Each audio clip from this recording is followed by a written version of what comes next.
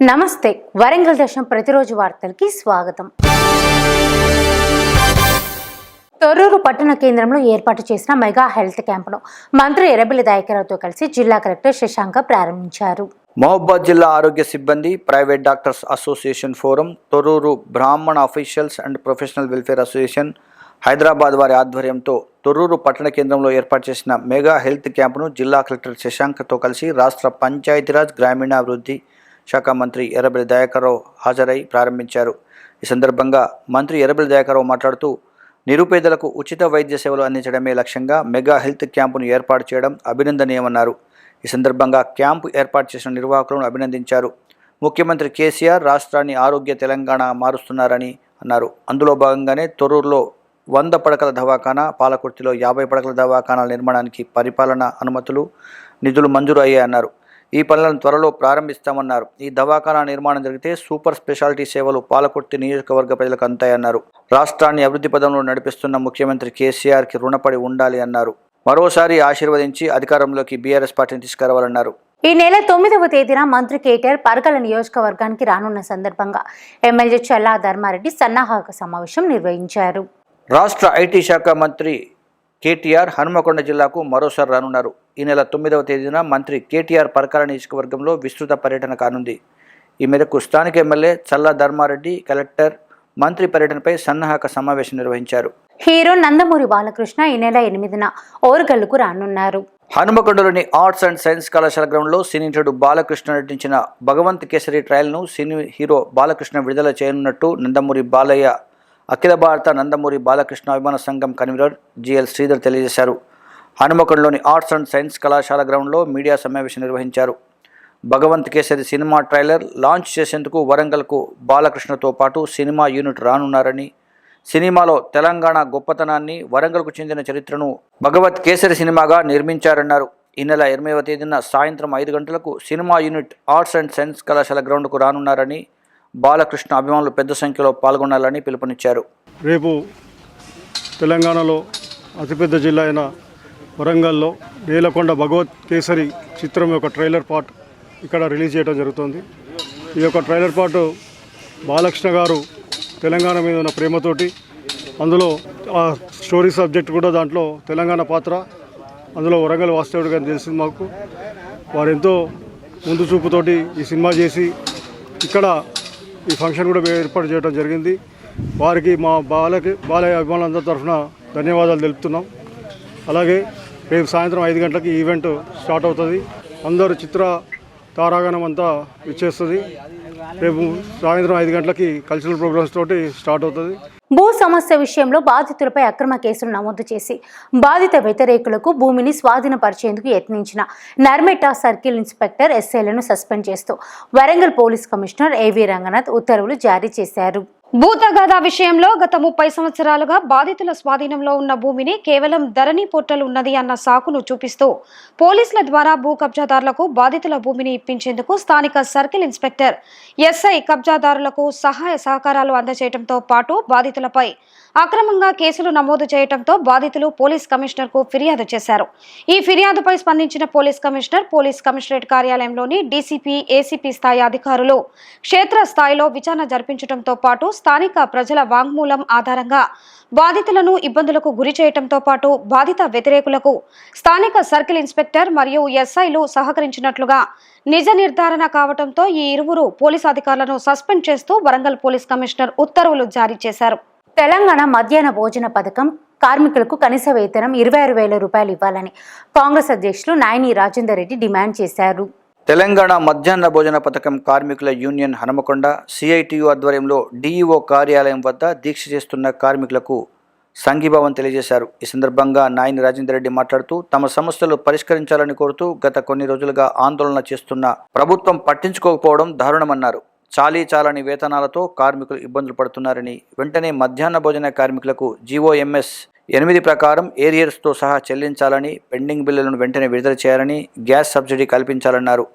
BRS ప్రభుత్వం మధ్యాహ్న భోజన కార్మికులకు న్యాయం జరగడం లేదన్నారు. కాంగ్రెస్ ప్రభుత్వం రాగానే వారి న్యాయమైన డిమాండ్లను నెరవేర్స్తామని అన్నారు. ఈ కార్యక్రమంలో సిఐటియు నాయకులు చక్రపాణి, పాల్ ఆనంద్ కుమార్, మధ్యాహ్న భోజన కార్మికులు తదితరులు పాల్గొన్నారు. తెలంగాణ రాష్ట్ర ఆడపడుచుల ప్రతిష్టాత్మక పండుగ బతుకమ్మ దసరా పర్వదినాలను పురస్కరించుకొని సాగంటీస్ ఆర్ట్ అకాడమీ ఆధ్వర్యంలో చిత్రకళ పోటీలు నిర్వహిస్తున్నట్టు అకాడమీ డైరెక్టర్ తెలిపారు. తెలంగాణ రాష్ట్ర ఆడపడుచుల ప్రతిష్టాత్మక పండుగ బతుకమ్మ దసరా పర్వదినాలను పురస్కరించుకొని సాగంటీస్ ఆర్ట్ అకాడమీ ఆధ్వర్యంలో చిత్రకళా పోటీలు నిర్వహిస్తున్నట్లు అకాడమీ డైరెక్టర్ సాగంటి మంజుల తెలిపారు. శనివారం గ్రంథాలయాల చైర్మన్ మొహమ్మద్ అజీజ్ ఖాన్ హన్మకొండలో గల సెంట్రల్ లైబ్రరీలో ఈ పోటీలకు సంబంధించిన పోస్టర్ని విడుదల చేశారు.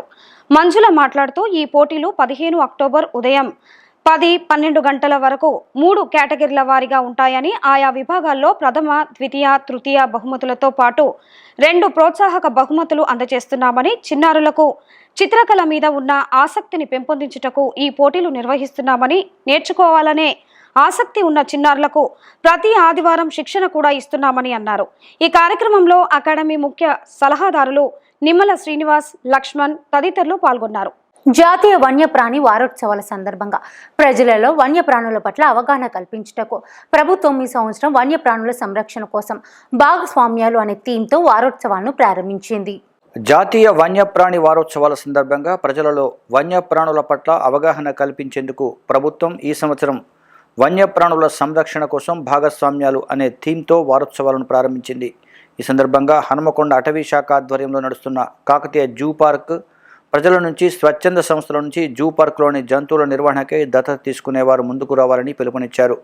శనివారం కాకతీయ జూ పార్క్లో జరిగిన వన్యప్రాణి వారోత్సవాల ముగింపు సందర్భంగా ఆదర్శ కాలనీ అభివృద్ధి కమిటీ వారు ముందుకు వచ్చి 1 సంవత్సర కాలానికి జంతు నిర్వహణకు అయ్యే ఖర్చులను జూ పార్క్ యాజమాన్యానికి అందజేశారు. ఈ సందర్భంగా CCF భీమా నాయక్, హనుమకొండ అటవీ శాఖ అధికారిని లావణ్యలు మాట్లాడుతూ ప్రభుత్వాలు ఏ కార్యక్రమం తీసుకున్నా ప్రజల భాగస్వామ్యం ఉంటేనే అది విజయవంతమవుతుందని, అందుకు పిలుపునిచ్చినందుకు, దానికి స్పందించినందుకు ముందుకు వచ్చిన ఆదర్శ కాలనీ అభివృద్ధి కమిటీ వారిని అభినందిస్తున్నామన్నారు. ఇంకా నగరంలోని పలు స్వచ్ఛంద సంస్థలు, పౌరులు కూడా ముందుకు వచ్చి ఈ కార్యక్రమంలో పాల్గొనాలన్నారు. ఈ సందర్భంగా DCF వరంగల్ ఎం నాగభూషణం, విశ్రాంతి అటవీ శాఖ అధికారి కాజీపేట పురుషోత్తం, ఆదర్శ కాలనీ అభివృద్ధి కమిటీ అధ్యక్షులు దొండపాటి వేణుగోపాల్ రెడ్డి, ప్రధాన కార్యదర్శి పరికిపండ్ల వేణు, ఇతర సభ్యులు పాల్గొన్నారు. శ్రీ శివానందమూర్తి కల్చరల్ ట్రస్ట్ వారు నెల నిర్వహించే శాస్త్రీయ సంగీత కార్యక్రమం 8వ తేదీ ఆదివారం జరగనుంది. వరంగల్లోని సద్గురు శివానందమూర్తి గారి ఆశీస్సులతో గురుధామంలో ప్రతి నెల 2వ శనివారం నిర్వహించే నాదార్చనలో భాగంగా హనుమకొండకు చెందిన MD లాయక్ అహ్మద్ మరియు వారి శిష్య బృందంచే శాస్త్రీయ సంగీత కార్యక్రమం 8వ తేదీ ఉదయం 10 గంటలకు గురుధామంలో నిర్వహించనున్నారు. ఈ సంగీత కార్యక్రమంలో షాబాద్, అభిజ్ఞ, నిఖిత, రోహనలచే సంగీత విభావారి ఉంటుందని వారు తెలియజేశారు. ఈ కార్యక్రమానికి వయలిన్పై హేమంత్ కశ్యప్, మృదంగంపై వీరస్వామి వాద్య సహకారాన్ని అందిస్తున్నట్టు నిర్వాహకులు తెలియజేశారు. Warangal model presence Telangana fashion week గత 7 సంవత్సరాలుగా వరంగల్లో ఈవెంట్స్ కండక్ట్ చేస్తూ ఎంతో మంది టాలెంట్ను ఎంకరేజ్ చేస్తూ ప్లాట్ఫామ్ ఇవ్వడం జరిగిందని నిర్వాహకులు తెలిపారు. Warangal model presence Telangana fashion week గత 7 సంవత్సరాలుగా వరంగల్లో ఈవెంట్స్ కండక్ట్ చేస్తూ ఎంతో మంది టాలెంట్ ను ఎంకరేజ్ చేస్తూ ప్లాట్ఫామ్ ఇవ్వడం జరిగిందని నిర్వాహకులు తెలిపారు. నవంబర్ 5న నిర్వహించే ఫ్యాషన్ వీక్ కి సంబంధించి అక్టోబర్ 8న ఆడిషన్స్ జరుగుతాయని అన్నారు. 4 సంవత్సరాల నుండి 40 సంవత్సరాల యువకులు పాల్గొనాలని తెలిపారు. ఈ కార్యక్రమంలో Telangana fashion week organiser Ghouse Pasha, Tanzil Rasheed, Rithik, Ganesh తదితరులు పాల్గొన్నారు. నేను వరంగల్ నుంచి హైదరాబాద్లో పార్టిసిపేట్ చేసినప్పుడు మన తెలంగాణలో ఏంటంటే ఈ మోడలింగ్ కల్చర్ అనేది బ్యాక్ స్టెప్ ఉండేది. బట్ మన కల్చర్ ఏంటి, మన సాంప్రదాయాలు ఏంటిది అనేది తీసుకుపోయే విధంగా నేను ఇది ఆర్గనైజేషన్ 2016లో స్టార్ట్ చేయడం జరిగింది. సో లాస్ట్ ఇయర్ మనము వరంగల్ ఫ్యాషన్ వీక్ అని చెప్పేసి మారుతున్న జనరేషన్ ప్రకారంగా ఇప్పుడు ఫ్యాషన్ కూడా మారుతుంది. సో ఎక్కువ మంది యూతులు డ్రెస్సెస్ అనేది బాగా వాళ్ళు అంటే ఎక్కువగా మక్కువ చూపిస్తారు. సో దానిలో భాగంగా మనం వరంగల్ ఫ్యాషన్ వీక్ అనేది చేయడం జరిగింది, వరంగల్ డిజైనర్స్ని తీసుకొని. ఇప్పుడు స్టేట్ లెవెల్లో తెలంగాణ ఫ్యాషన్ డిజైనర్స్, ఈ డిజైనర్ షో అనేది నవంబర్ 1st వీక్ అంటే మొదటి వారంలో జరగబోతుంది, గ్రాండ్ ఫినాలే. దీనికోసం మోడల్ సెలెక్షన్ రేపు అనగా సండే రోజు అక్టోబర్ 8 రోజు మనం rose grand convention hall NGOs కాలనీలో అక్కడ ఆ షో జరగబోతుంది, మోడల్ సెలెక్షన్. ఈ మోడల్స్ దీనికోసం ఈ మోడల్స్ వచ్చేసి all over Telangana and AP నుంచి కూడా చాలామంది వస్తారు పార్టిసిపేట్స్. ఆల్మోస్ట్ ఆల్ ఒక 100 మంది దాకా వస్తారు, పార్టిసిపేట్ వస్తారు. సో దీంట్లో ఏంటంటే ఎటువంటి ఫీజు లేదు, ఫ్రీ రిజిస్ట్రేషన్స్ వాళ్ళకి.